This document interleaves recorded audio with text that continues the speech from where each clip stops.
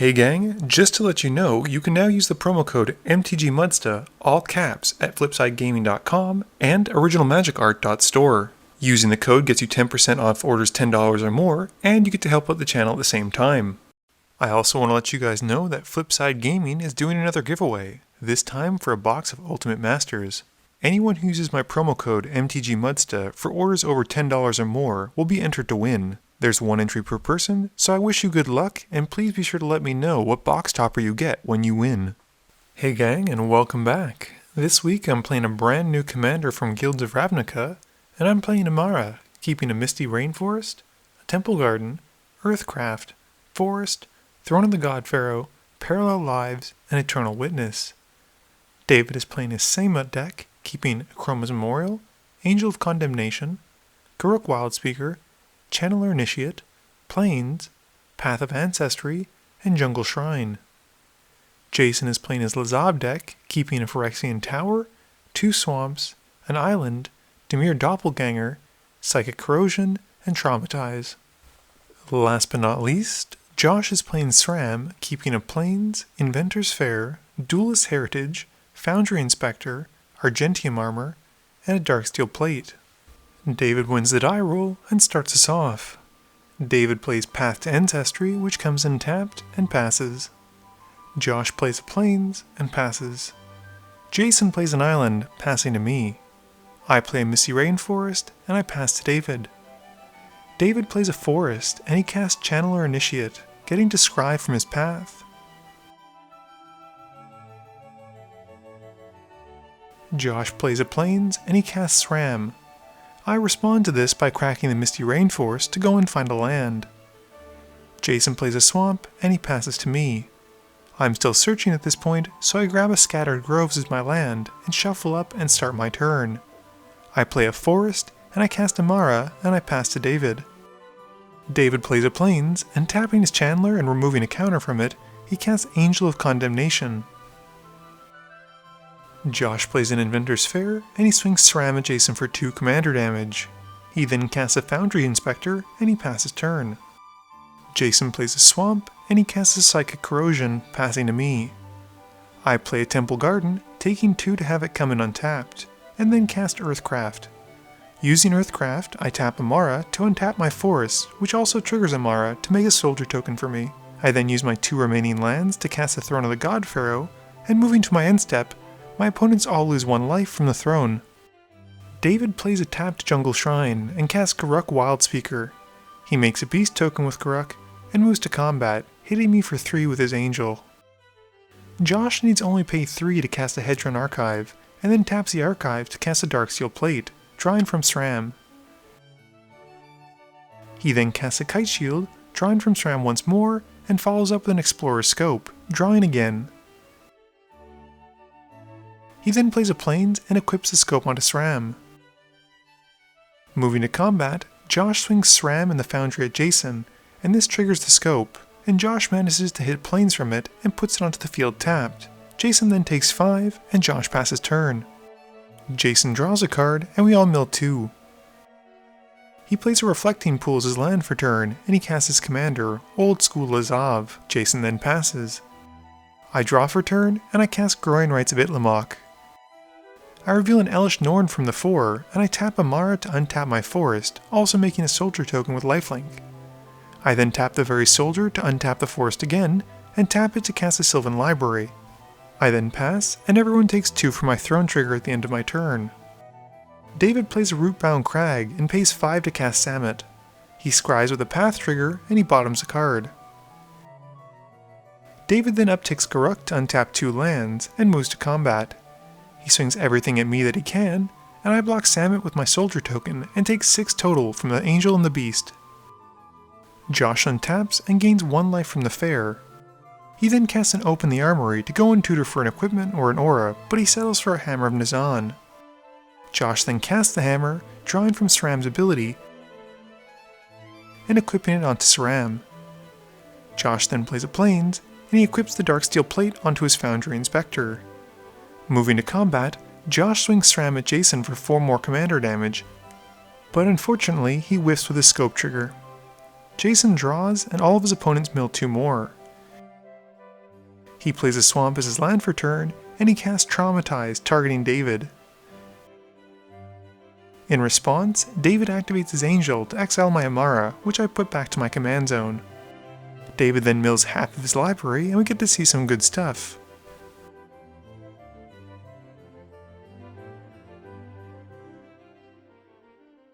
And Jason decides to take a look at what's gone into the graveyard. He decides to have Lazav become a copy of the Godsire David milled, and he passes turn. On my draw step, I use my library trigger, and I take 4 to keep 1 extra card. I then pay 3 mana to cast an Eternal Witness, returning a Plains from my graveyard to my hand and playing it for my land for turn. I then pass to David. David casts Birds of Paradise and wants some revenge on Jason. David then casts Audric, Lunarch Marshal, scrying the top card. He then downticks Garruk to make another beast token.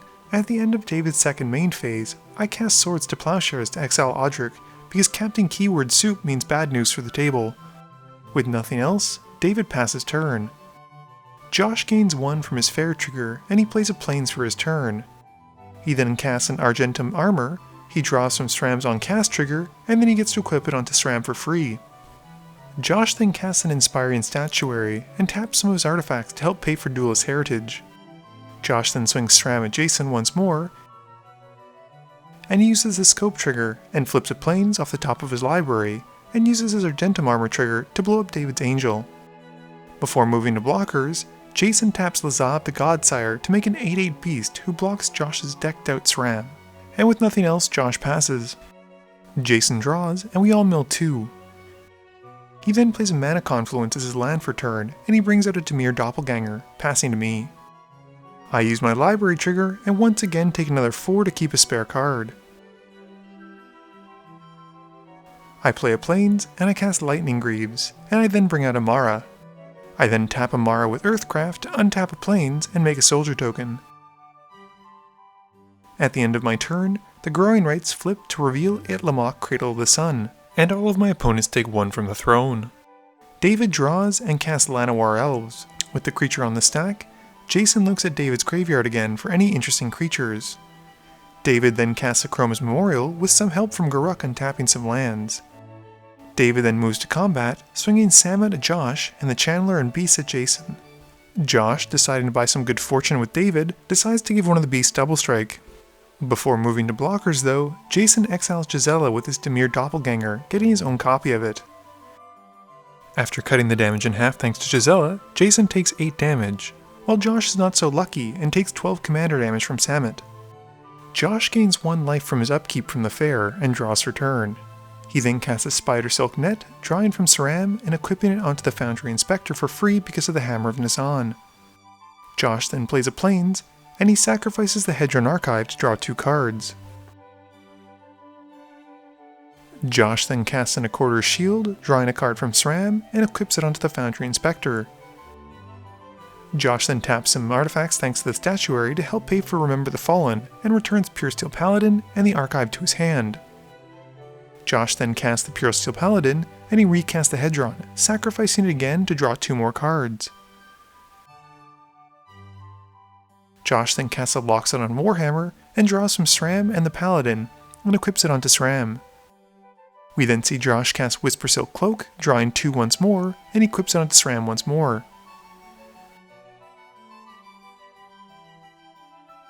Josh then casts a Masterwork of Ingenuity, and with the spell in the stack, I blow up Argentum Armor with a Beast Within, and Josh has the Masterwork come in as a copy of the Loxodon Warhammer, and puts it onto his Foundry Inspector, which also has him drawing 2 more cards. Josh then casts Board the Weatherlight, and I'm beginning to wonder if there's no end in sight to how many more artifacts the man can cast. He surprises me though, and reveals Tashar, Ancestor's Apostle, putting it to his hand. He moves to combat, and swings Sram at David. He can't give his commander double strike sadly though, because of the cloak, but he does get to look at the top card of his library for a land, but whiffs. He deals 7 damage, which is actually doubled thanks to Jason's copy of Gisela, and gains 14 life. At the end of turn, Jason makes an 8/8 token. Jason draws for turn, and we all mill 2. He then plays a Phyrexian Tower, and he pays the almost full cost of Treasure Cruise, Ick, to draw 3 cards. He then passes. I use my library trigger, rearranging the top 3, and only take 1. I then cast a Nature's Lore to go and find Savannah and put it onto the field untapped, and I pass to David. David draws and casts Audric, Master Tactician. He then upticks Garuk to untap some of his lands, and uses said lands to help cast Sun Titan. This lets David bring back Mother of Ruins.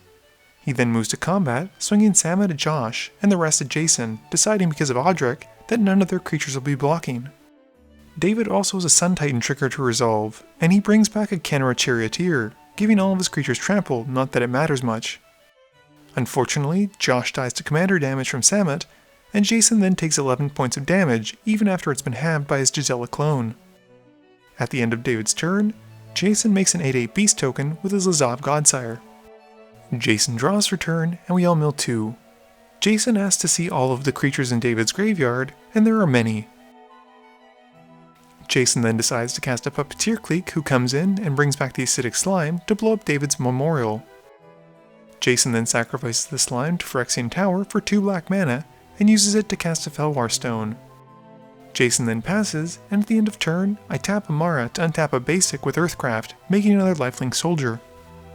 I use my library trigger and rearrange the top 3 but only draw 1. I then cast a Parallel Lives, and follow up with the Champion of the Lambhold. I then tap Emmara, which has 2 soldiers come in this time because of the Lives enchantment, and the champion gets 2+1/+1 counters. I then tap 2 more soldiers and the champion to help pay for the rest of Elesh Norn, and the champion gets another counter.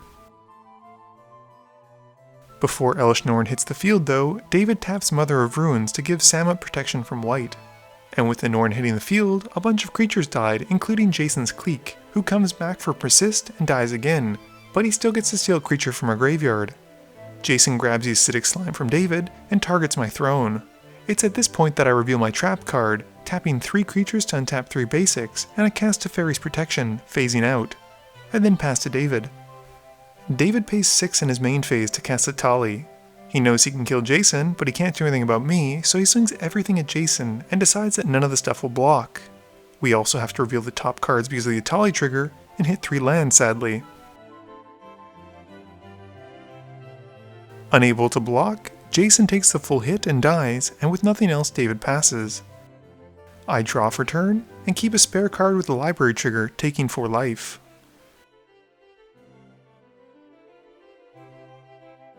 I then cast Tooth and Nail Entwined, and I go to my library and find Avenger of Zendikar and Craterhoof Behemoth. My champion gets pumped by a billion, and David realizes he's dead, and we move on to the next game.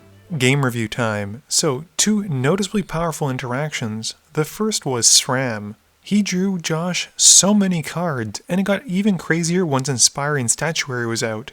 Being able to cast a cheap artifact, draw from it, and then tap it to be able to help cast other spells that aren't artifacts is incredible. Even more so when you consider that the equipment can be on a creature and still be tapped.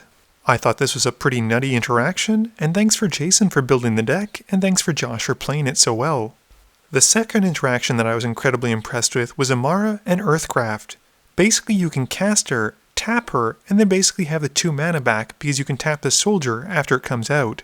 That seems rife for abuse for me, and if you have any kind of token doublers, things just get even more and more crazy. And heaven forbid you have any way to untap Emmara with some of those doublers out. David's Samut deck proves once again just how aggressive Naya is. And it really made me impressed by Audric, Master Tactician. I didn't even realize with that ability that you could choose to have your opponents not block. That seems very powerful for a white card.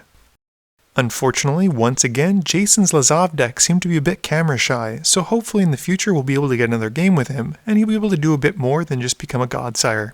I will say that his interaction with the Dimir Doppelganger, copying and exiling the Gisela, and forcing his opponents to deal more damage to each other while dealing less to him was pretty spicy. Please be sure to tune in every Monday and Thursday at 11 AM Eastern Standard Time for a guaranteed new video. You can also follow me on Twitter at MTGMudsta. You can find me on Facebook at facebook.com/MTGMudsta. And lastly, you can check me out when I stream at twitch.tv/MTGMudsta. This video is brought to you in support by my patrons. If you're looking for a way to help out the channel, please be sure to visit the link below. Thank you all for watching this video, and don't forget, friends are just opponents you haven't eliminated yet.